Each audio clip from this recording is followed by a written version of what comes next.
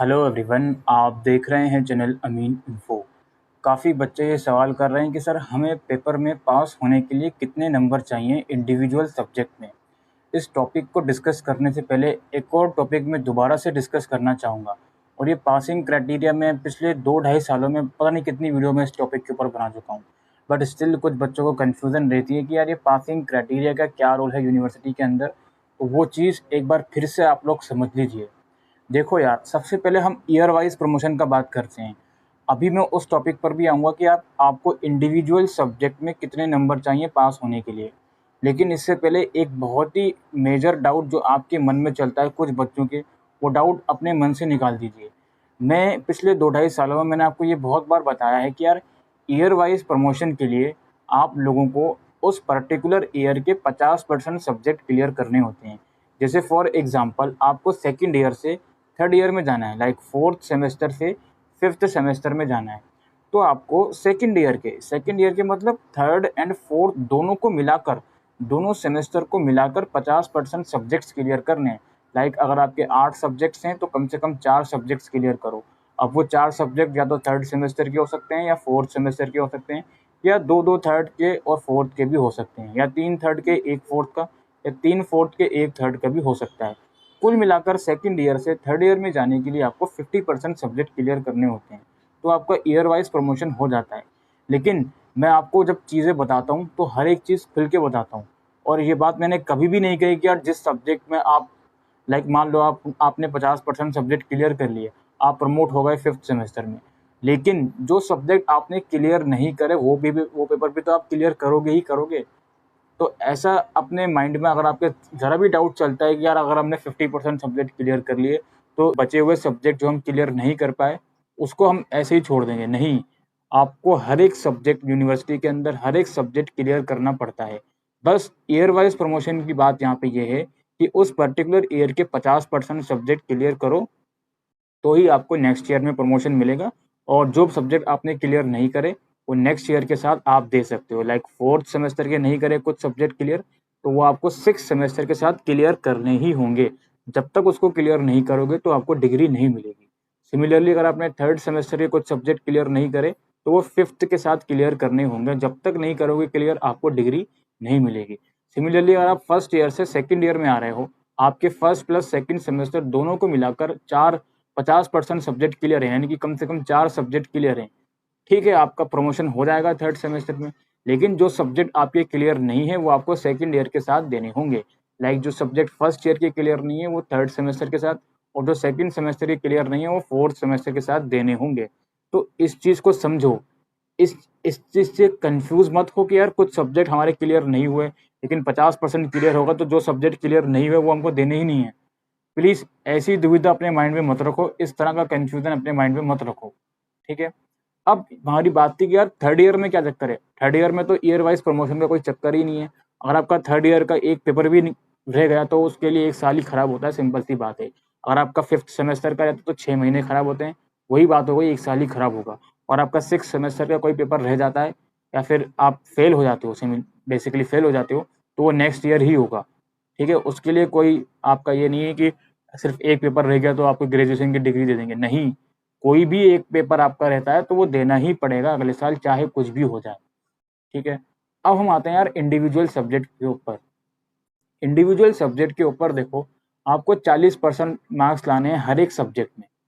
हर एक सब्जेक्ट में 40% मार्क्स आपको लाने हैं।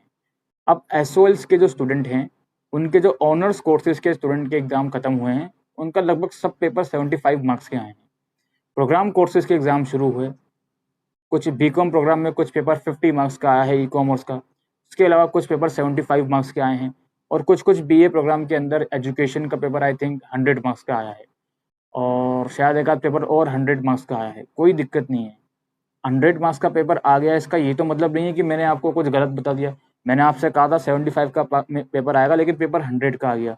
तो ऐसा कोई नुकसान तो नहीं हुआ ना इसमें आपका? कभी आपको ये लग रहा हो कि मैंने इंटेंशनली आपको बताया हो कि नहीं 75 का आएगा? आप लोग खुद समझदार हो। अब तक आप अगर थर्ड ईयर में हो या सेकंड ईयर में हो, तो अब तक ओबीई के अंदर आपने देखा होगा 75 मार्क्स का ही पेपर आया है ना आपका, 100 का तो कभी नहीं आया। इस बार आ गया 100 का, तो यार इसमें इतना टेंशन वाली क्या बात है? आ गया तो आ गया। वो पॉइंट नहीं है हमारा। मेन कंसर्न हमारा ये है कि यार उसमें पासिंग मार्क्स कितने लाने हैं। पासिंग मार्क्स आपको लाने हैं 40%। अब इस चीज़ को समझिए, 40% बोल रहा हूँ मैं, 40 मार्क्स नहीं बोल रहा हूँ। अगर आपका 100 नंबर का पेपर आ रहा है तो 40% का तो सिंपल सा मतलब 40 ही हो गया। 40 नंबर ही आपको लाने हैं पास होने के लिए। अगर आपका 100 मार्क्स का पेपर है तो उसमें से 40 मार्क्स लाने हैं आपको पास होने के लिए। वहीं अगर आपका 75 मार्क्स का पेपर है तो उसमें से आपको लाने हैं 30 नंबर। जी हाँ, 30 नंबर लाने हैं पास होने के लिए। तो अगर 75 नंबर का पेपर आ रहा है तो 30 नंबर ले आइए, पास हो जाओगे उस पर्टिकुलर सब्जेक्ट में। और 100 नंबर का पेपर आ रहा है तो 40 नंबर ले आइए, आप पास हो जाओगे उस पर्टिकुलर सब्जेक्ट में। अभी जो ई कॉमर्स वाला मैंने 50 मार्क्स का पेपर डिस्कस किया था, एक्चुअल में पेपर में प्रिंट 50 था, वो था 100 का ही पेपर। उसके मार्क्स आपको 100 में से ही मिलेंगे, ठीक है। और जो कंप्यूटर एप्लीकेशन के बच्चे, काफ़ी बच्चे गलत पेपर देकर आए हैं, वो गलती आपकी नहीं है, वो गलती कॉलेज में जो टीचर्स ने पेपर दिए हैं उनकी है। तो इस चीज़ का स्ट्रेस मत लीजिए, आप पास हो जाओगे उसमें, ठीक है। हमारा मेन कंसर्न सिर्फ यही था कि यार इंडिविजुअल सब्जेक्ट में कितने नंबर चाहिए। तो 40% आपको नंबर लाने हैं। इट मीन्स 100 में से 40 और 75 में से 30 मार्क्स इन ईच पेपर। एक पेपर में लाने ही हैं इतने नंबर। अब आप बोलोगे सर जो 75 मार्क्स का पेपर आ रहा है, चलो 75 में से हम 30 ले आएंगे, पास हो जाएंगे, लेकिन हमारे वो 25 मार्क्स कैसे लगेंगे? इसका आंसर भी मैं आपको दे देता हूँ, कोई दिक्कत वाली बात नहीं है। सबसे पहले तो एसओएल के अंदर कोई भी असाइनमेंट नहीं होते हैं। ये चीज़ तो आपको पता ही है, इस चीज़ को बताने की बार बार कोई ज़रूरत नहीं है। एसओएल के अंदर कोई भी असाइनमेंट नहीं होते। तो आपके मन में ये सवाल उठता है कि सर ये 25 मार्क्स को हमको किस तरह से दिए जाएंगे? तो इसका आप सवाल करना बंद कर दीजिए। इसका आंसर ये है, लाइक मान लो आपके 75 में से 30 नंबर आ गए, 40% नंबर आ गए, तो एसओएल क्या करेगा? 75 मार्क्स का पेपर आपके टीचर ने चेक कर दिया, उसमें नंबर दे दिया, हाँ जी इस बच्चे के इतने नंबर हैं, 30 नंबर हैं। अब क्या होगा? अब आपकी जो मार्कशीट आती है, आपको मालूम है उसमें मार्क्स तो लिखे नहीं होते, उसमें ग्रेडिंग होती है। ग्रेडिंग कैसे होती है? O, A plus, A B, B plus, इस तरह से ग्रेडिंग होती है। और ग्रेड ग्रेड लेटर होते हैं उसमें ओ ए प्लस करके, और ग्रेड पॉइंट होते हैं लाइक 10, 9, 8, 7। तो क्या करेगा टीचर? 75 मार्क्स का आपका पेपर है, मान लो आपके 30 मार्क्स आ गए, तो वो पेपर में 30 मार्क्स लिख के आगे फॉरवर्ड कर देगा। अब वो पेपर आपके पास जाएगा एग्जामिनेशन ब्रांच के पास। वो दिखेगा कि यार हाँ जी इस बच्चे के आए हैं 75 में से 30 मार्क्स। अब वो देखेगा यार ये एसवाल के बच्चे का पेपर है, इसके तो असाइनमेंट नहीं होते। तो अब वो क्या करेगा? उसको स्केल अप करेगा, उस पेपर को स्केल अप करेगा। वो ये करेगा कि यार अगर इस बच्चे के 75 में से 30 नंबर आ रहे हैं तो 100 में से कितने होंगे? बस इतना काम करना होता है उनको, और उनका काम हो जाता है। आपको इतनी टेंशन क्यों लेनी है कि 25 मार्क्स का क्या होगा? छोड़िए इस चीज़ की टेंशन लेना। अब जैसे कि मैंने आपको बताया 75 में से अगर 30 मार्क्स हैं तो ऑफ कोर्स 100 में से 40 बन रहे हैं उस बच्चे के। अगर एक बच्चे का 75 में से 30 नंबर आए हैं तो 100 में से उसके 40 बन रहे हैं, सिंपल सी बात है। वहीं अगर एक बच्चे के 75 में से 45 मार्क्स आए हैं, 40 मार्क्स आए हैं, तो इट मीन्स उसके 60 नंबर बन रहे हैं। ठीक है, आप कैलकुलेशन कर लीजिएगा, हो सकता है मेरी थोड़ी कैलकुलेशन गलत हो जाए। अगर 75 में से 45 मार्क्स किसी के आ रहे हैं तो इसका मतलब ये है कि 100 में से 50 आ रहे हैं उसके, शायद मेरे हिसाब से 50 या 60 इतने ही बनेंगे। जो भी कैलकुलेशन वर्क होगा वो साइड में आपको मैं दिखा दूंगा एक बार, ठीक है। तो ये तरीका होता है। अब उन्होंने क्या कर लिया, 100 में से सबको कर लिया। जो पेपर 100 के ही हुए हैं उसको तो स्केल अप करने की ज़रूरत नहीं है। जो पेपर 75 के हुए हैं उसको स्केल अप करने की ज़रूरत होगी सिर्फ। अब उन्होंने स्केल अप कर लिया, अब वो क्या करेंगे? ग्रेडिंग सिस्टम तैयार करेंगे। अब इसके लिए क्या करना होता है? इसके लिए वही रूल है कि यार जिसके मार्क्स 90 से 100 के बीच आ रहे हैं उनको ओ ग्रेड दे दो, जिनके 80 से 90 के बीच आ रहे हैं उनको ए प्लस दे दो, जिनके 70 से 80 के बीच आ रहा है उनको ए दे दो, जिनके 60 से 70 आ रहा है उनको बी प्लस दे दो।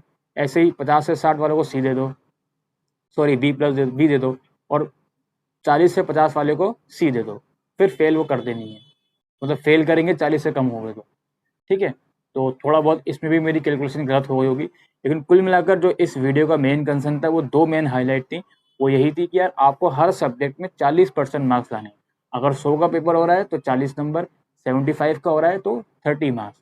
और आपको ये समझ लेना है बहुत अच्छे से, खासकर आप सेकेंड या थर्ड ईयर में हो, कि आपका कोई भी पेपर में आपकी बैक आती है तो इसका मतलब ये नहीं है कि आप अगर 50% सब्जेक्ट्स में क्लियर हो तो आपकी अगर बाकी पेपर्स में बैक है तो आपको छोड़ दिया जाएगा, नहीं।